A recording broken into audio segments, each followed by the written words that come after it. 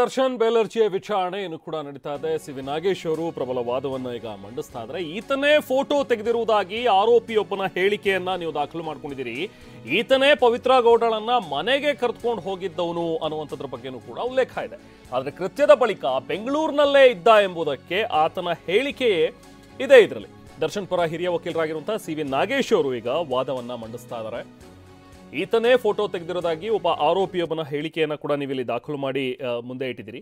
But ಈತ ಮನೆಗೆ ಕರ್ಕೊಂಡು ಹೋಗಿದ್ದ, ಈತನೇ ಪವಿತ್ರ ಗೌಡ ಜೊತೆಗೆ ಹೋಗಿದ್ದ ಅನ್ನುವಂಥದ್ದು ಕೂಡ ಇದೆ. ಈತನ ಬಳಿ ಬೆಂಗಳೂರಿನಲ್ಲೇ ಇದ್ದ ಅನ್ನುವಂಥದ್ದಕ್ಕೂ ಕೂಡ ಸಾಕ್ಷಿ ಇದೆ. ಈ ಕೃತ್ಯದ ಬಳಿಕ ಈತ ಬೆಂಗಳೂರಿನಲ್ಲೇ ಇದ್ದ ಅನ್ನುವಂಥದ್ದಕ್ಕೆ ಬಗ್ಗೆ ಸಿ.ವಿ. ನಾಗೇಶ್ ಅವರು ತಮ್ಮ ವಾದವನ್ನು ಮಂಡಿಸ್ತಾ ಇದ್ದಾರೆ. ಸೊ ಇವತ್ತು ಈಗಾಗಲೇ ಆರಂಭವಾಗಿರುವಂಥ ಒಂದು ವಾದ ಮಂಡನೆಯಲ್ಲಿ ಆರಂಭದಿಂದಲೂ ಕೂಡ ಗಮನಿಸ್ತಾ ಹೋದರೆ ಪೊಲೀಸರು ಯಾರ್ಯಾರನ್ನ ಸಾಕ್ಷಿಗಳು ಅಂತ ಹೇಳಿ ಇಲ್ಲಿ ತೋರಿಸಿದರು. ಸೊ ಆ ಎಲ್ಲ ಸಾಕ್ಷಿಗಳ ಬಗ್ಗೆ ಇಲ್ಲಿ ತಮ್ಮ ಒಂದು ವಿಚಾರವನ್ನು ಸಿ.ವಿ. ನಾಗೇಶ್ ಅವರು ಮಂಡಿಸ್ತಾ ಹೋಗ್ತಾರೆ. ಒಬ್ಬ ಸಾಕ್ಷಿ ನರೇಂದ್ರ ಸಿಂಗ್, ಮಲ್ಲಿಕಾರ್ಜುನ, ವಿಜಯ್ ಕುಮಾರ್ ಸೇರಿದಂತೆ 6 ಜನ ಪ್ರತ್ಯಕ್ಷ ಸಾಕ್ಷಿಗಳು ಅಂತ ಹೇಳಿ ಪೊಲೀಸರು ಇಲ್ಲಿ ತೋರಿಸಿದ್ದಾರೆ. ಆದರೆ ನರೇಂದ್ರ ಸಿಂಗ್ನ CRPC 164 ಹೇಳಿಕೆ ಕೂಡ ನೀವು ಪಡ್ಕೊಂಡಿದ್ದೀರಿ. ಈತ ರೇಣುಕಾಸ್ವಾಮಿ ಮೇಲೆ ಹಲ್ಲೆಯ ಬಗ್ಗೆ ಏನೂ ಕೂಡ ಹೇಳಿಲ್ಲ.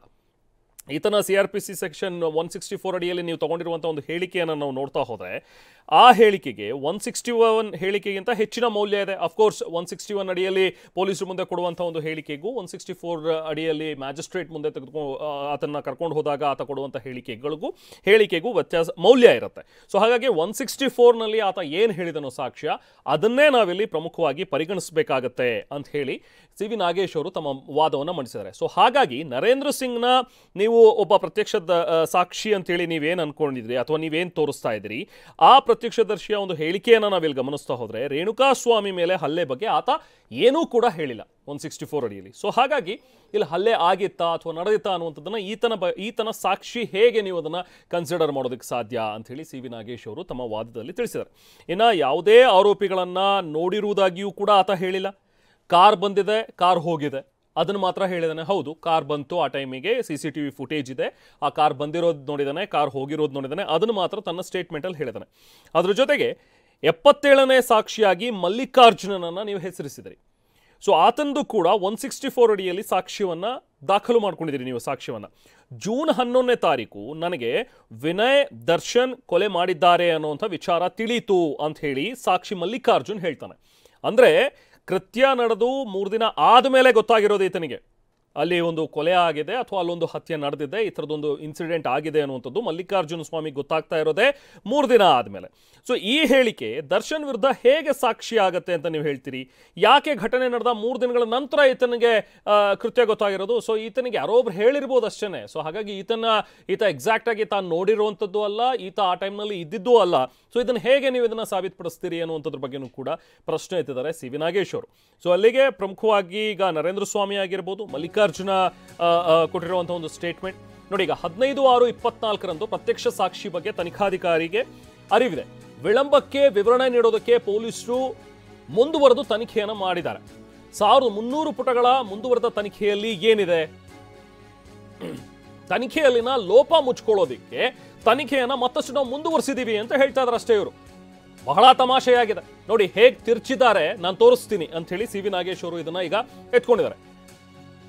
ಜೂನ್ 15ನೇ ತಾರೀಕು ಸಾಕ್ಷಿ ಬಗ್ಗೆ ತನಿಖಾಧಿಕಾರಿಗೆ ಗೊತ್ತಿತ್ತು, ಆದರೆ ವಿಳಂಬಕ್ಕೆ ಯಾಕೆ ಕಾರಣ ಆಯಿತು, ಏನು ಕಾರಣ ಆಯಿತು ವಿಳಂಬಕ್ಕೆ, ಅದನ್ನು ವಿವರಣೆ ಕೊಡಬೇಕಲ್ಲ.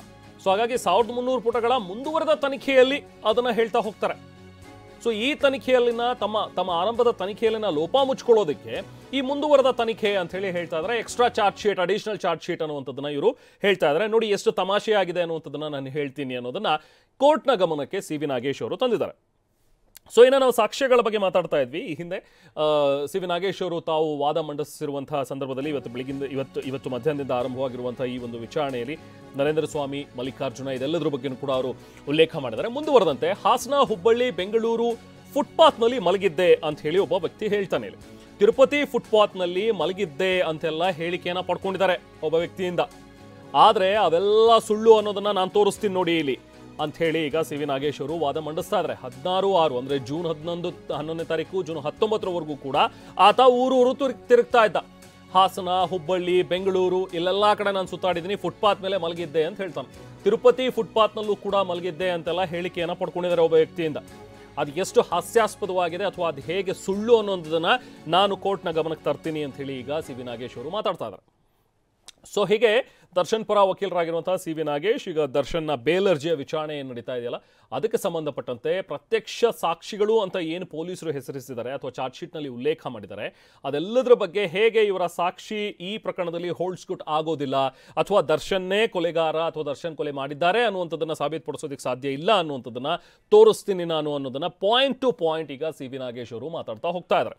ಈಗ ಅವರು ಎತ್ಕೊಂಡಿರುವಂತಹ ಒಂದು ವಿಚಾರ ಈ ಅಡಿಷನಲ್ ಚಾರ್ಜ್ ಶೀಟ್ ಅನ್ನ ಏನು ಹಾಕಿದಾರಲ್ಲ ಅಂದ್ರೆ ಮುಂದುವರೆದ ತನಿಖೆ ಅಂತ ಹೇಳಿ ಏನು ಹೇಳ್ತಾ ಇದಾರ ಇದು ಕೂಡ ಬೋಗಸ್ ಆಗಿದೆ. ಅವರು ಮಾಡಿರುವಂತಹ ಒಂದು ತನಿಖೆ ಸರಿಯಾಗಿಲ್ಲ, ಇಲ್ಲಿ ಸಾಕಷ್ಟು ಒಂದು ಲೋಪಗಳಿವೆ ಅನ್ನುವಂಥದ್ದನ್ನ ಮುಚ್ಚಾಕೋದಕ್ಕೋಸ್ಕರನೇ ಇವರು ಈ ಅಡಿಷನಲ್ ಚಾರ್ಜ್ ಶೀಟ್ ಅಥವಾ ಮುಂದುವರೆದ ತನಿಖೆ ಅನ್ನುವಂಥದ್ದನ್ನ ತೋರಿಸ್ತಾ ಇದ್ದಾರೆ ಅನ್ನೋ ಮಾತುಗಳನ್ನ ಸಿ ವಿ ನಾಗೇಶ್ ಅವರು ಹೇಳ್ತಾರೆ.